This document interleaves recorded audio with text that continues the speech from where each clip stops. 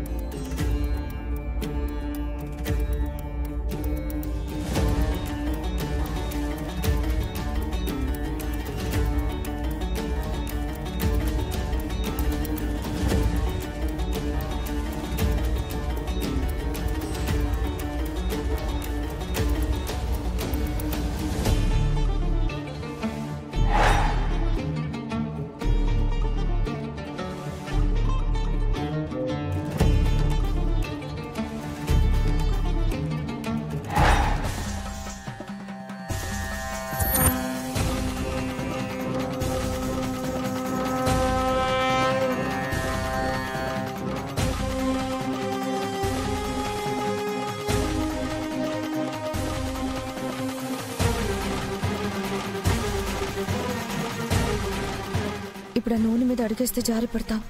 ఏం చేయాలి? భగవంతుడా, ఎందుకయ్యా ఇలా పరీక్ష పెడుతున్నావు? తీరా మొక్కు తీరిపోయింది అనుకుంటే ఈ అడ్డంకులేంటి స్వామి? ఇప్పటికిప్పుడు ఈ ఆయిల్ ఎక్కడి నుంచి వచ్చింది? అదే అర్థం కావట్లేదండి. పాపం, దేవుడు ఇలాంటి అడ్డంకులు పెడుతున్నాడేంటో.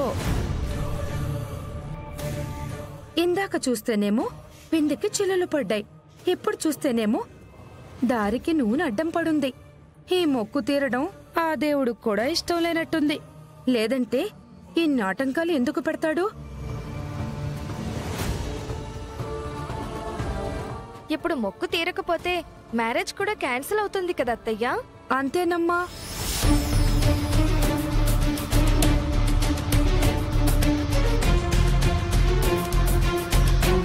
ఇన్ని చుట్లు తిరిగినారు, ఇంకో 2 చుట్లు తిరిగితే ఆ మొక్కు సంపూర్ణమవుతాది. దాట్లేమని ఒప్పేసుకోండి. పూజ ఆపుకుని అందరం ఇంటికి పోదాం.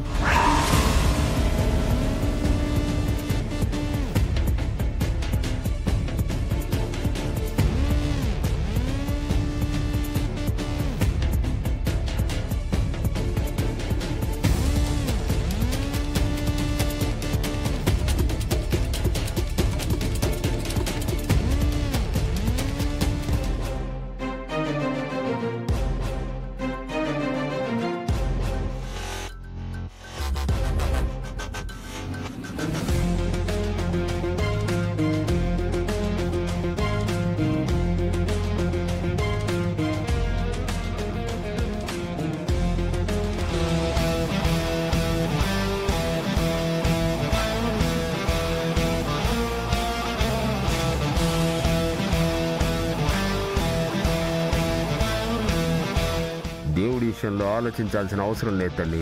నన్ను దాటుకొని పోయి నీ మొక్కు తీర్చుకో.